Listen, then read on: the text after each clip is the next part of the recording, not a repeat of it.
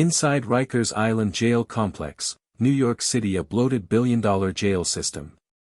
Rikers Island is one of the most expensive jail systems in the world, consuming billions in taxpayer dollars while remaining plagued by violence, neglect, and systemic failure. Built to detain people awaiting trial, it evolved into a symbol of how money, politics, and punishment collide. This documentary examines where the money goes. And why, despite enormous spending, the system repeatedly collapses under its own weight, using publicly available records, court filings, and investigative reporting. The island that prints money. It was supposed to be temporary. That's the first lie buried beneath Rikers Island. The jail complex sits in the East River, wedged between Queens and the Bronx, isolated from the city it serves yet funded almost entirely by its taxpayers. According to New York City budget records, Rikers consumes billions of dollars annually. Not over decades. Every single year. And still, it fails, spectacularly. Here's the contradiction that should stop you cold. Rikers Island is one of the most expensive jail systems on Earth, yet federal judges, civil rights investigators, and the city's own watchdog agencies have repeatedly described conditions inside as unsafe, chaotic, and in some cases unconstitutional. According to court filings and Department of Justice investigations, people have died there, not because of their crimes, but because the system designed to hold them broke down. So where does all the money go? To understand that, you have to understand what Rikers really is, not just a jail, but an industry. Rikers Island isn't a single building. It's a complex of multiple jails spread across nearly 400 acres. It employs thousands of correction officers, supervisors, medical contractors, mental health providers, maintenance crews, transport officers, and administrators. According to city payroll data, staffing alone costs well over $1 billion a year. Overtime adds hundreds of millions more. And overtime is where the money starts bleeding. News investigations have shown that Rikers relies heavily on overtime to fill staffing shortages. Officers working double shifts. Triple shifts. Some earning more in overtime than their base salary. According to public payroll records cited by news reports, certain employees earned well into six figures, sometimes exceeding $200,000 a year, inside a jail system that still claimed it was dangerously understaffed. That contradiction matters, because staffing failures don't just cost money. They cost lives. According to court-appointed monitors, entire housing units were sometimes left without adequate supervision. Inmates, many of whom had not been convicted of any crime, were locked inside cells for hours or days at a time. Violence escalated. Medical emergencies went unanswered. Suicides increased. And each lawsuit that followed added another layer of cost. Settlements and judgments related to Rikers have cost New York City hundreds of millions of dollars over the years, according to the city comptroller's office. Taxpayer money paid out not to improve conditions, but to compensate for harm already done. And yet, the spending continued. Healthcare at Rikers is another black hole. The jail houses one of the largest incarcerated populations with serious mental illness in the United States. Providing care is expensive, and often outsourced. Private medical contractors bill the city for psychiatric services, emergency care, medication distribution, and hospital transport. According to investigative reporting, transporting a single detainee to a hospital can cost thousands of dollars once security, staffing, and logistics are included. Multiply that by thousands of trips a year. Still, according to federal oversight reports, care routinely failed. People with known mental health crises were placed in solitary confinement. Medications were delayed or missed. Emergency responses were slow. The city paid premium prices, and received broken services. Rikers didn't just consume money. It consumed time. Many people held there were legally innocent, unable to afford bail. Court records show detainees waiting months or even years for their cases to move forward. Every extra day meant more spending, on food, staffing, security, medical care, utilities, and maintenance. And maintenance itself became a symbol of decay. According to city infrastructure reports, many of Rikers' buildings were outdated, poorly designed, and crumbling. Heating failures in winter. Broken air conditioning in summer. Electrical systems patched together rather than replaced. Instead of investing in long-term solutions, the city repeatedly approved short-term emergency repairs, often at inflated costs. Temporary fixes became permanent expenses. Private vendors thrived in this environment. Food service contracts. Laundry services. Phone and commissary systems. Transportation. Construction. Each contract justified by urgency. Each renewal quietly adding to the total cost. According to public procurement data, the jail complex became a steady pipeline of public money flowing into private hands. And yet, inside the walls, chaos ruled. According to Department of Justice findings, violence at Rikers reached crisis levels multiple times. Stabbings. Assaults. Use of force incidents. Officers injured. Detainees injured. Entire units declared unsafe. Emergency lockdowns that halted court appearances, delaying cases even further, creating a feedback loop that trapped people longer and cost more money. Every failure generated another bill. More overtime. More lawsuits. More emergency contracts. The island became a machine that could not slow down, because slowing down meant acknowledging that the system itself was broken. Politicians promised reform. Task forces were assembled. Reports were written. According to city council records and mayoral announcements, plans were unveiled to close Rikers entirely. The projected cost? Tens of billions of dollars to replace it with smaller jails spread across the city. Even the solution was staggeringly expensive. And yet, according to oversight experts, keeping Rikers open was also unsustainable. A jail that costs more than many colleges per inmate per year. A jail where money flows endlessly, but accountability rarely sticks. Rikers Island became proof of a brutal truth: spending more does not automatically mean doing better. It is a place where public money disappears into a maze of contracts, overtime slips, emergency repairs, and legal settlements, while the core mission collapses. Holding people safely. Humanely. Legally. According to one Federal Monitor's report, the system was on the brink of collapse. That report did not stop the checks from being written. Because Rikers is not just a jail. It is a warning. A warning about what happens when incarceration becomes an industry. When budgets grow larger than solutions. When no one can clearly explain where the money went, but everyone agrees it's gone. And this is only the beginning. In the next chapter, we follow the money deeper, into the contracts, the overtime schemes, and the political decisions that turned Rikers Island into one of the most expensive failures in American criminal justice history. Follow the money. Rikers Island doesn't collapse all at once.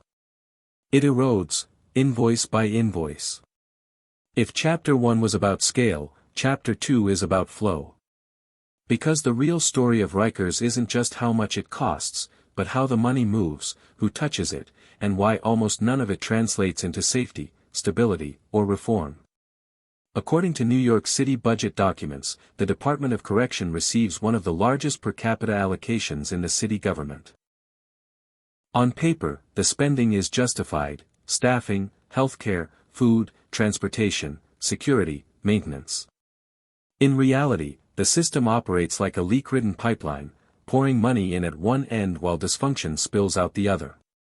Start with staffing. Rikers is labor-heavy by design. Thousands of correction officers are assigned to the complex, governed by powerful union contracts that define shift lengths, overtime rules, and staffing minimums. According to public payroll records and investigative reporting, overtime is not an exception at Rikers, it is structural. When officers call out sick, refuse assignments, or when housing units are deemed unsafe, the city doesn't reduce operations. It pays overtime. Mandatory overtime. Emergency overtime. Double-back shifts where officers finish an overnight tour and are ordered to stay for another. In some years, overtime spending alone exceeded $500 million. That number is not theoretical. It appears in comptroller audits and city council hearings. And it raises a question no one has fully answered: if the city is spending that much on labor, why does staffing remain inadequate? According to oversight reports, part of the answer lies in absenteeism. On certain days, a significant percentage of the workforce does not report for duty. The reasons vary: medical leave, injuries, burnout, but the result is the same. Fewer officers on the floor. More overtime paid to fill the gaps. The system rewards crisis. A unit declared understaffed becomes eligible for overtime coverage. A delayed transport requires additional officers. A lockdown triggers staffing surges. Each breakdown activates another payment mechanism. And no one inside the system has a financial incentive to make the crisis stop. Then there are the contracts. Rikers does not cook all its own food, wash all its own laundry, or provide all its own medical care. These services are outsourced to private companies under multi-million-dollar agreements approved through city procurement processes. According to public contract records, some vendors have been paid hundreds of millions over the life of their agreements. Food service contracts alone are massive. Every meal, every day, for tens of thousands of people cycling through the jail annually. When meals are late, spoiled, or nutritionally inadequate. As documented in lawsuits and Inspector General reports, the city doesn't shut the system down. It issues fines, renegotiates terms, or quietly extends contracts. The money keeps moving. Healthcare is even more complex. Rikers functions as one of the largest mental health institutions in the country, though it was never designed to be one. According to court filings and Department of Justice findings, a significant percentage of detainees suffer from serious mental illness. Treating them requires psychiatrists, nurses, medications, crisis units, and constant monitoring. Those services are expensive. They are also fragmented. Multiple agencies and contractors share responsibility. When something goes wrong, missed medications, delayed evaluations, deaths in custody, accountability blurs. Each entity points to another. The city pays again, this time in legal settlements.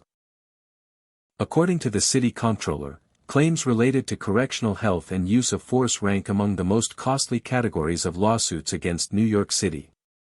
Each settlement represents money spent not on prevention, but on damage control. Then there's construction and maintenance. Rikers buildings are old, some dating back decades. Infrastructure reports describe deteriorating plumbing, failing electrical systems, and layouts that make supervision difficult. Instead of comprehensive rebuilds, the city has historically relied on piecemeal repairs. Emergency contracts. Temporary fixes. Consultants brought in to assess problems that were already documented years earlier. These contracts are legal. They are approved. They are justified as urgent. And they are expensive. Investigative journalists have noted that emergency procurement often bypasses competitive bidding, allowing costs to balloon. A broken boiler in winter doesn't wait for reform. It triggers a check. Transportation adds another layer. Every day, detainees are moved between Rikers, court buildings, hospitals, and other facilities.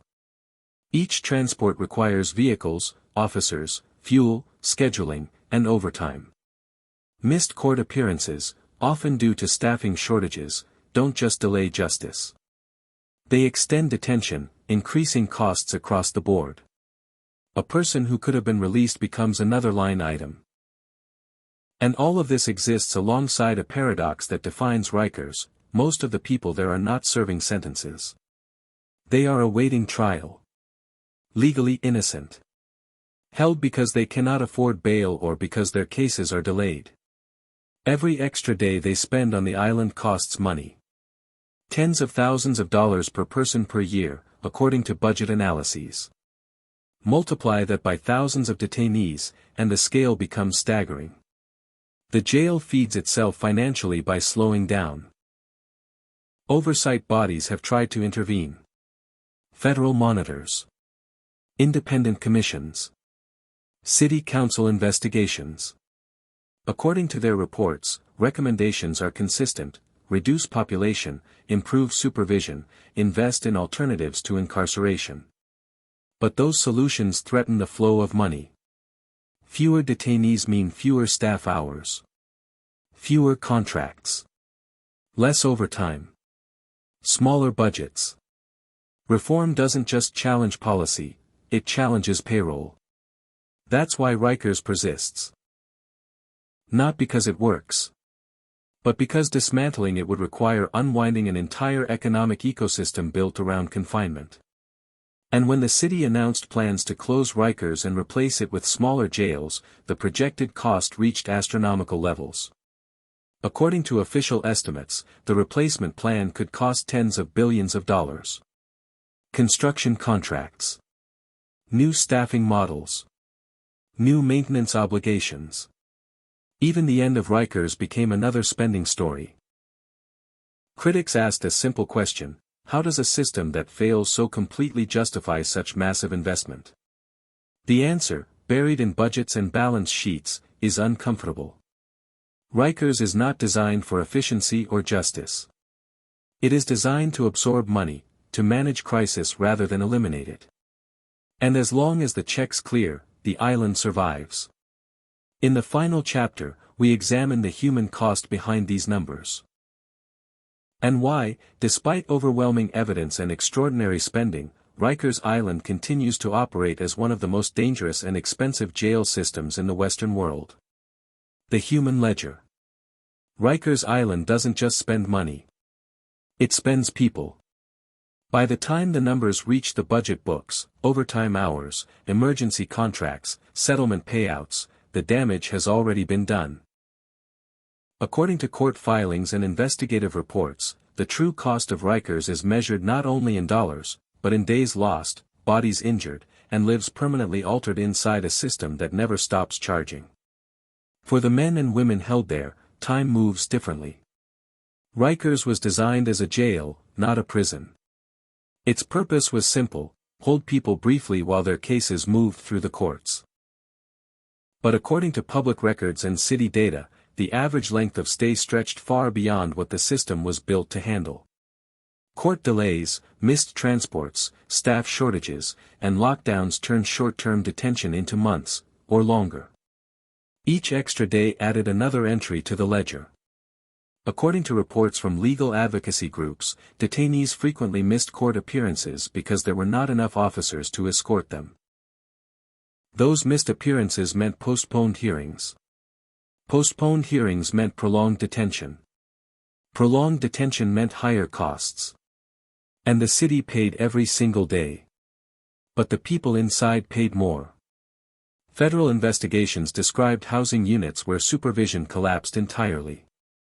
Officers stationed outside locked doors. Cameras malfunctioning. According to court-appointed monitors, detainees were left to govern themselves inside overcrowded cells. Violence became inevitable. When someone was assaulted, the response triggered more spending: medical transport, overtime staffing, internal investigations, legal defense. According to lawsuits filed against the city, many of these incidents could have been prevented with adequate supervision, a solution that already existed on paper and in the budget. Money had been allocated. It just didn't reach the floor.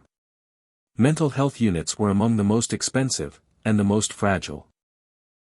According to Department of Justice findings, Rikers held thousands of people diagnosed with serious mental illness. These individuals required specialized care, constant monitoring, and trained staff. Instead, many were placed in solitary confinement or restrictive housing, practices criticized by medical professionals and civil rights groups. Each failure generated another cost.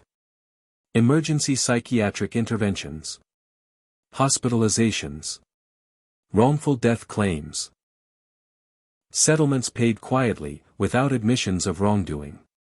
According to the city comptroller, these payouts accumulated year after year, becoming a predictable line item in the city's finances. A cost of doing business. Families felt the impact long before the city did. Phone calls from Rikers were expensive, routed through private vendors that charged rates higher than standard calls. Commissary items were marked up. According to advocacy reports, families paid out of pocket to supplement basic necessities, soap, food, phone time, effectively subsidizing the jail system themselves. The money flowed in both directions. Correction officers, too, were trapped in the system's gravity. According to public testimony and union statements, burnout was endemic. Long shifts. Mandatory overtime. Dangerous conditions. Officers injured on duty became another expense. Workers' compensation claims, medical leave, replacement staffing. The cycle fed itself. When violence spiked, the response wasn't reform. It was lockdown. Lockdowns halted programming, legal visits, and court transport. They increased tension and frustration inside the units. They extended detention times. And they drove costs even higher. According to oversight reports, the jail often responded to crises with measures that made the next crisis more likely. Every attempt to stabilize the system relied on money, not change. Federal judges intervened. Monitors were appointed. Consent decrees were signed. According to court records, the city agreed repeatedly to reforms, improved supervision, better training, enhanced mental health care. Budgets were approved to support these promises.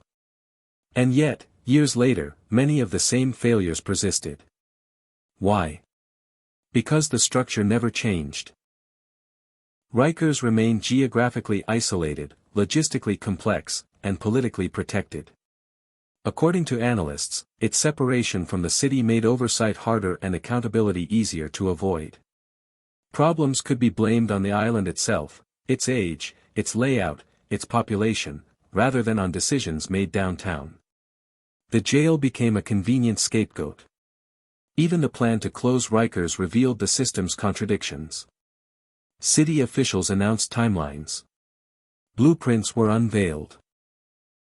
Smaller, modern jails would replace the island. Conditions would improve. Costs would stabilize. Then the estimates came in. Billions for construction. Billions more for staffing. Decades of debt service. According to independent budget reviews, the replacement plan risked becoming another version of the same problem: new buildings, same incentives. Critics warned that without structural change, the city was simply moving the money, not fixing the system. And the people kept coming in. According to court data, many detainees held at Rikers were charged with low-level offenses. Some would eventually have their cases dismissed. Others would receive sentences shorter than the time they had already spent in jail awaiting trial. For them, Rikers was not a prelude to punishment. It was the punishment. Every day there represented lost jobs, lost housing, fractured families. The economic damage extended far beyond the island. According to sociological studies, even short periods of pretrial detention increased the likelihood of future poverty, unemployment, and recidivism. The jail didn't just cost money. It created future costs. That reality sits at the heart of the Rikers paradox. The system consumes enormous resources while producing outcomes that make society poorer, less safe, and more divided. And still, the checks clear. According to budget documents, even during periods of public outcry, funding remained stable. Overtime continued. Contracts were renewed. Lawsuits were settled. The machinery moved forward, indifferent to headlines. Rikers Island endured not because it succeeded, but because it was expensive to dismantle and profitable to maintain. In the end, that may be its most disturbing legacy. A jail that became too big to fail. A system where money replaced accountability. A place where every breakdown generated another payment, and every payment delayed real change. The story of Rikers Island is not just about crime or punishment. It is about incentives. About what happens when public systems are funded without consequence, and when failure becomes financially sustainable.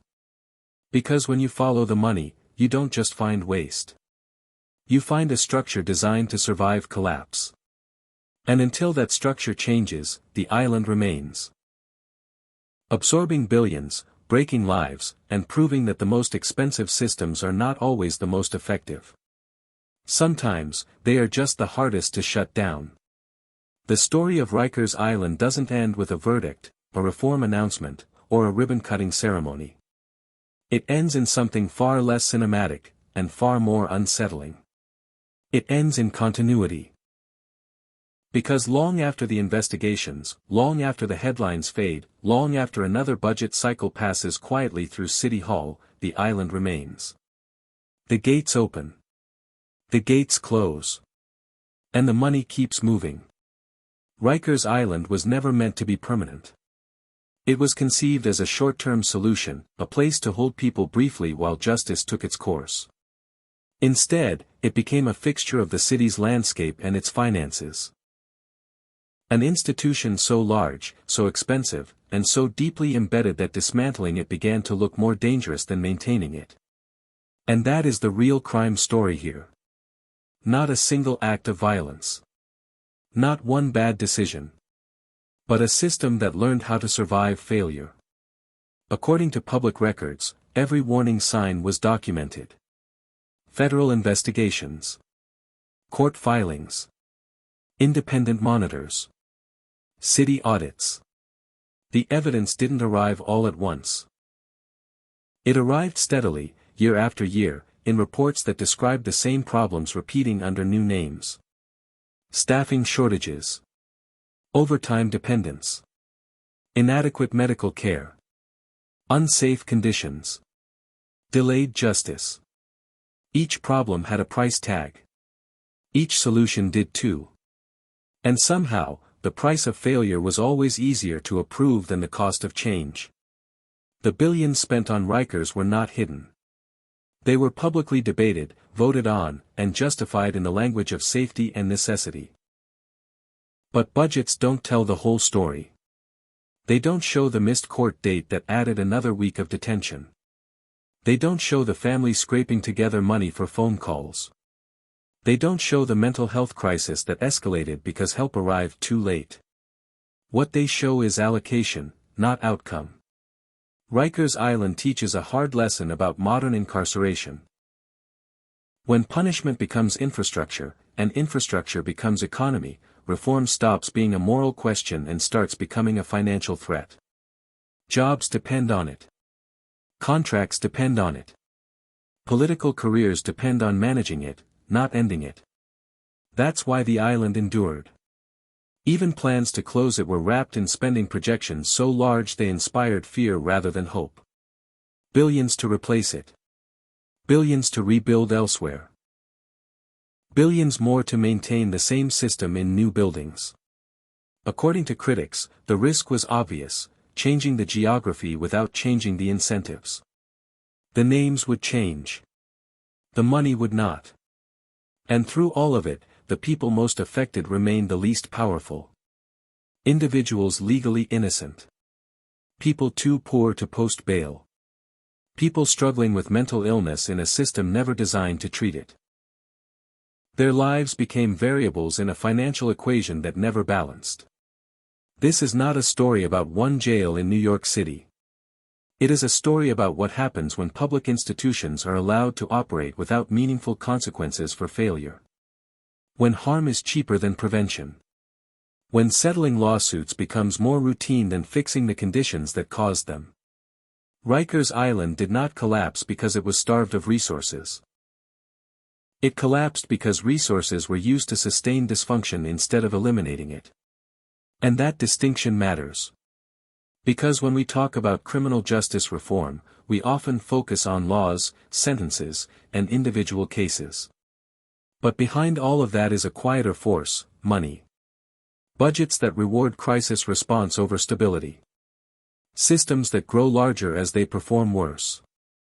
Institutions that become too expensive to fail, even when failure is all they produce. Rikers Island became a mirror, reflecting uncomfortable truths about priorities, power, and accountability. It showed how easily a system can drift away from its original purpose when no one is truly responsible for the outcome, only the expenditure. The island may one day close. The buildings may be demolished. The skyline may change. But the question this story leaves behind is bigger than any single jail. If a system can consume billions, generate decades of warnings, and still continue largely unchanged, what does that say about the way we measure success? Because when you follow the money, you don't just uncover waste. You uncover values. And Rikers Island, in the end, tells us exactly what those values were. Not justice. Not safety. Not rehabilitation. But endurance. This story is a dramatized adaptation inspired by real events. Some names, places, and details have been changed for privacy.